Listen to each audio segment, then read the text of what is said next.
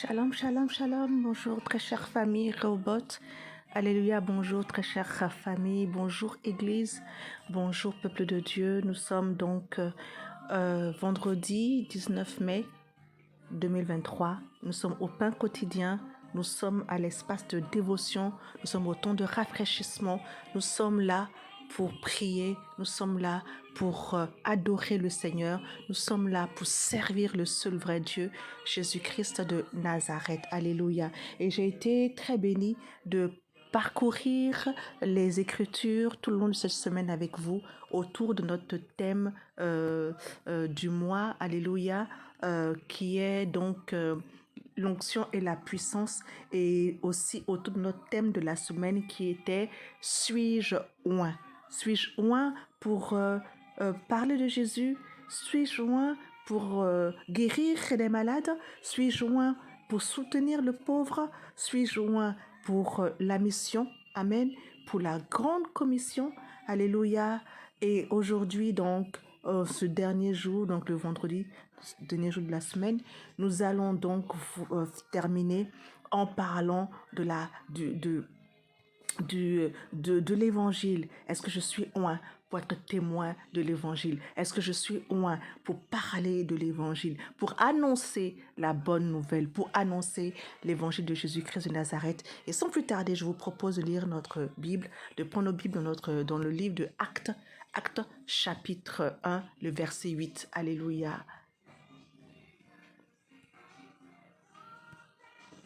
Actes chapitre 1, verset 8 dit ceci. Mais vous recevrez une puissance, le Saint-Esprit survenant sur vous, et vous serez mes témoins à Jérusalem, dans toute la Judée, dans la Samarie et jusqu'aux extrémités de la terre. Voici un verset que j'affectionne tout particulièrement. C'est un verset que tout enfant de Dieu devrait connaître, au même titre que Dieu a tant aimé le monde qu'il a donné son Fils unique afin que quiconque croit en lui soit sauvé et ne périsse point et soit sauvé. C'est ce verset-là qui est la continuité du verset de Jean 3,16. Alléluia. Vous recevrez une puissance. C'est la dernière parole que le Seigneur a donnée à ses disciples avant de retourner. En ce jeudi 18, nous avons fêté l'ascension où Jésus est monté au ciel et après il est dit que c'est assis à la droite du Père, à la droite de Dieu le Père Tout-Puissant. Alléluia. Et avant de partir, il a instruit ses disciples pendant 40 jours. Avant de partir, il a laissé une feuille de route. Avant de partir, il a laissé un mandat. Avant de partir, il a laissé des recommandations précises. Il a dit, mais vous, mes disciples, vous recevrez une puissance. Cette puissance, c'est le Saint-Esprit. Tant que Jésus était sur cette terre, il ne pouvait pas opérer dans la dimension du Saint-Esprit. Alléluia. Il a dit, il est avantageux, plus avantageux pour moi que pour vous, que je m'en aille. Alléluia. Tant que Jésus était là, dans cette condition humaine, il était restreint. Il ne pouvait agir que de façon géolocalisée. Mais quand il monte et qu'il libère le Saint-Esprit, alors l'Esprit se déverse, se répand sur l'Église. Et ainsi, Jésus peut opérer, qu'on soit, que tu sois en Chine, que tu sois en Côte d'Ivoire, que tu sois au Mali, que tu sois au Gabon, que tu sois en Italie, que tu sois en Amérique, que tu sois en Israël, que tu sois partout dans ce monde.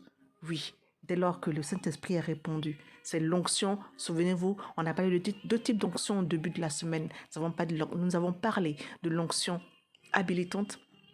Nous avons parlé de l'onction permanente. Et l'onction habilitante, c'est justement cette puissance que le Seigneur Jésus donne par le biais du Saint-Esprit. Alléluia. Et ce qui est merveilleux dans ce verset, c'est qu'il est dit, déjà, souvenez-vous que le jour de la Pentecôte, le Saint-Esprit se répand sur l'Église. Amen. Le Saint-Esprit, l'apôtre Pierre va donner un discours. Le Saint-Esprit va arriver sur les 120 qui étaient dans la chambre haute. À la suite de cela, ils reçoivent une puissance. Amen. C'est celle qui avait été promise par le Seigneur Jésus. Ensuite, il parle de nouvelles langues qui est l'attestation qui est, oui, l'attestation de cette nouvelle puissance-là. Amen. Et souvenez-vous que à chaque fois dans l'Ancien Testament, quand le Seigneur agrée un sacrifice, il y a toujours le feu.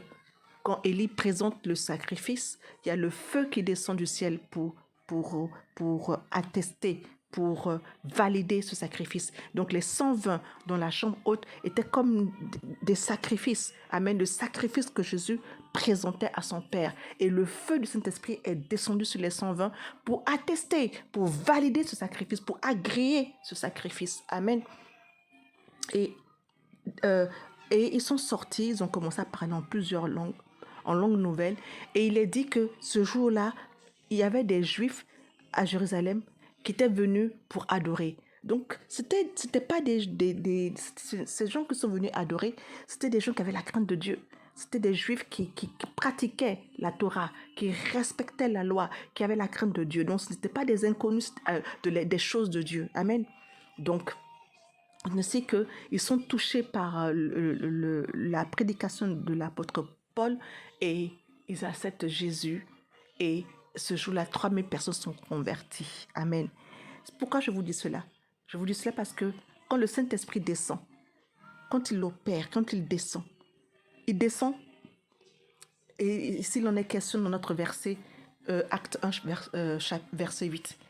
Il dit, quand Jésus dit, vous recevrez, ce vous dont il est question, c'est l'Église. C'est toi, mon frère, toi, ma sœur, qui a accepté Jésus, qui fait partie du corps du Christ, qui fait partie de son Église, de l'Église de Jésus. Et il dit que l'Église n'est pas orpheline, l'Église n'est pas sans... L'Église n'est pas sans armes. L'Église n'est pas démunie. Elle a une puissance qui est le Saint-Esprit, qui, survenant sur elle, qui, descendant sur elle, Amen, va lui donner une puissance et qui va faire en sorte que par cette puissance, par cette nouvelle force-là, nous pouvons devenir des témoins de Jésus. Nous pouvons devenir des témoins de Jésus. Amen. À Jérusalem, Amen, qui est la capitale, qui est le symbole de l'alliance. Amen. Ensuite, dans la Judée, qui était le territoire de la tribu de Juda, donc encore l'alliance avec Jésus. Amen. Et puis dans la Samarie, qui représente les païens. Amen. Et ensuite, jusqu'aux extrémités de la terre. Et là, mon frère et ma sœur, à cette veille où nous allons commencer à commémorer la descente justement du Saint-Esprit, bientôt nous allons commémorer la Pentecôte. Alors, tiens-toi prêt, tiens-toi prête, Amen, à recevoir la puissance. Et tiens-toi prête à partir là où le Seigneur te poussera pour parler de la bonne nouvelle, pour annoncer l'évangile de Jésus, pour dire que Jésus-Christ est le même hier, aujourd'hui et éternellement. Amen. Quand le Seigneur a délivré le peuple d'Israël du joug de l'esclavage en Égypte, la nuit de la Pâque, ils avaient mangé l'agneau et ils avaient un bâton à la main, ils avaient une ceinture autour de leur taille, ils étaient prêts à partir. Quand tu reçois le Saint-Esprit, c'est la même chose pour toi, mon frère et ma sœur. Tiens-toi prêt à avoir ton bâton. Amen. La ceinture de vérité à ta taille et aller là où l'Esprit te poussera pour annoncer que Jésus-Christ est le même hier, aujourd'hui et éternellement. Je vous souhaite une agréable journée, un excellent week-end et demeurons dans l'attente justement du Saint-Esprit, dans l'attente de l'onction habilitante, l'onction qui nous permettra de faire des prodiges, de parler de la bonne nouvelle, de guérir des malades, de ressusciter des morts, d'annoncer l'évangile, de soutenir le pauvre, de consoler la veuve et l'orphelin, parce que le Saint-Esprit en nous donnera cette habilitation pour parler de Jésus-Christ et annoncer Jésus et apporter Jésus dans les maisons au nom de Jésus. Amen.